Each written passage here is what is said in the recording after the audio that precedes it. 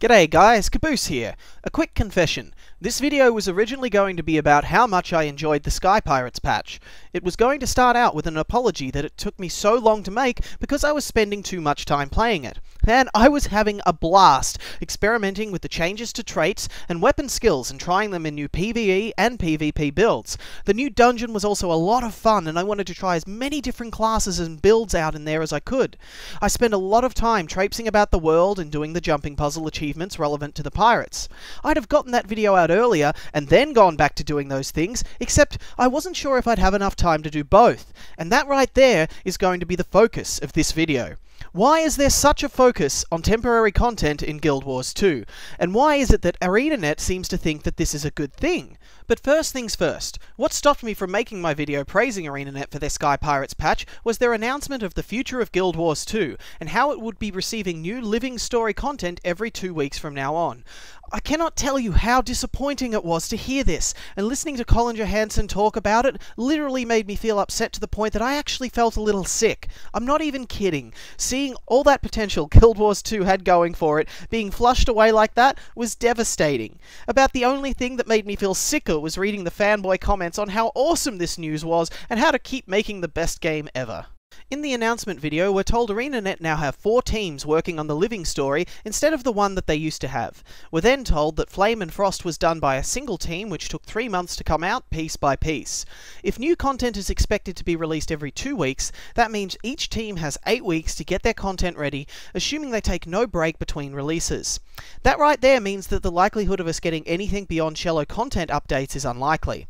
That we're then told that we're going to get really compelling storylines in the form of temporary updates with 4 teams working independently seems even less likely to me. ArenaNet seems to think that if they make something temporary, it's compelling. It's not. A good story is compelling. A rush story on a limited time release just creates a sense of urgency to make it seem compelling, so consumers are encouraged to get at it while they can. But let me be optimistic here for a moment and assume I'm dead wrong, and that the content from the living story is amazing. That ArenaNet manages to pull this off and make their living story a smash hit that explodes in popularity, and that is so compelling everyone wants to give it a try. I'm going to throw out a recent real-world example as I think it fits this scenario quite well.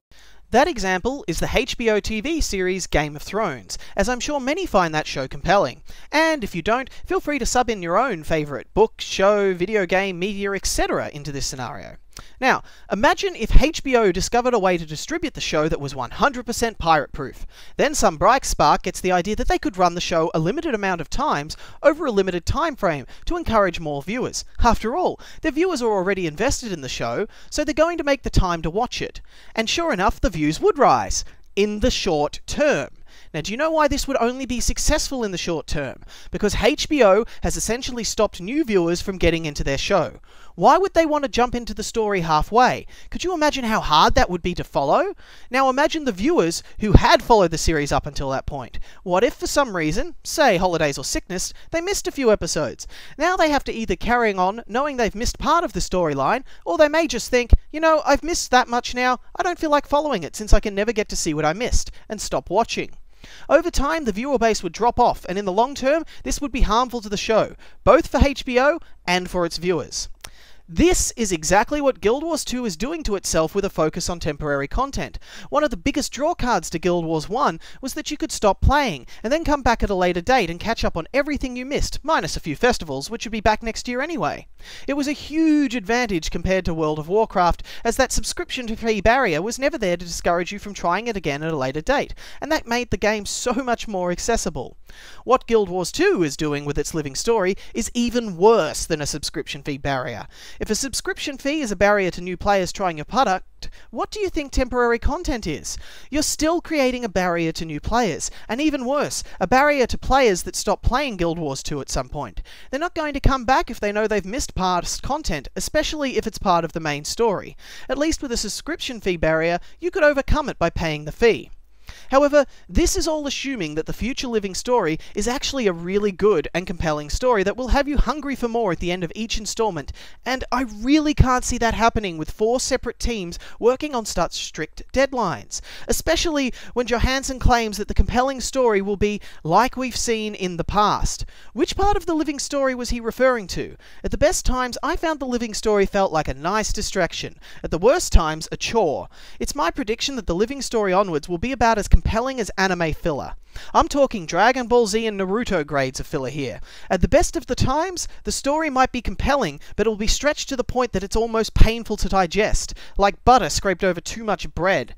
At the worst of times, it'll feel like the Garlic Jr. saga, or between the Sasuke retrieval arc and the beginning of Shippuden. Pointless side stories with no bearing on the overall story. I had a guildie come back to Guild Wars 2 recently and ask me, so what did I miss? I told them and they said, that molten facility sounds like fun, I'm going to go do that. I'm sorry, you can't, I replied, they took that out of the game. Oh, well what about that crab toss thing I saw on that video? That's gone too, I said. Wait, what have they put into the game since they went past the fractals? That's when I left. I actually had to stop and think about that. He was appalled, and to be honest, so was I. There is no way to win with a focus on temporary content for anyone, not for ArenaNet, and certainly not for the players. If the story is good, we get the Game of Thrones scenario, and if it's bad, we get the anime filler scenario. Lose-lose. And yet, we have next to no dislikes on the official video, and any comment questioning it with any kind of negativity is thumbs down into oblivion within the hour. Then again, that might just be because ArenaNet has made the video unlisted. Now why would they do that for the Future of Guild Wars 2 video and not for the Adventure Box video? The skeptic in me thinks it's because the Adventure Box video was awesome and not full of PR spin. And that someone interested in Guild Wars 2 seeing the Future of Guild Wars 2 video and discovering the focus on temporary content might be put off it, and of course ArenaNet wouldn't want that. However, the optimist in me believes it's because of the final line of that video. Let us know what you think. They want to hear what the people playing their game think, and not the YouTube masses. Well, if ever there was a time for us to tell them what we think, this is it. ArenaNet will destroy their game with a fixation on temporary content. I just don't see any scenario where dedicating so many resources to temporary content could pay off for anybody. Sky Pirates got me so excited that ArenaNet was on the right track. It made me believe that the fans that have been saying, they're only experimenting, that's why we're getting all this temporary content. But then we're told that ArenaNet is dedicating 4 times the amount of staff into the temporary aspect of the game, but there is still hope. Love to see you guys in game and let us know what you think.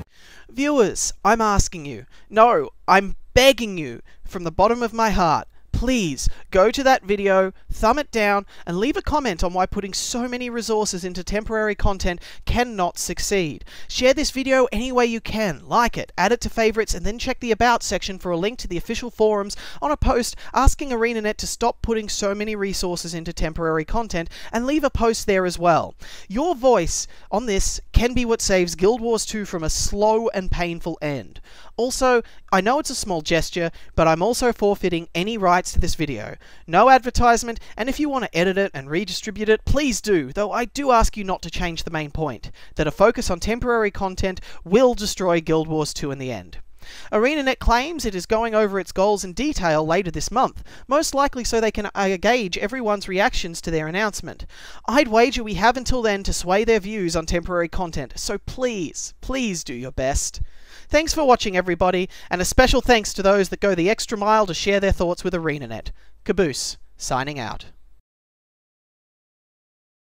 So in conclusion, ArenaNet should be taking inspiration from the best parts of World of Warcraft and implementing them into Guild Wars 2.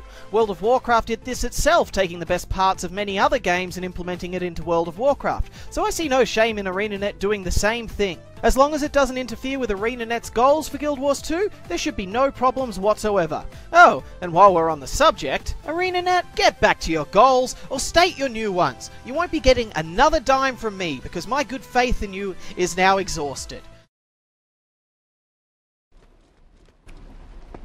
Ah, come on!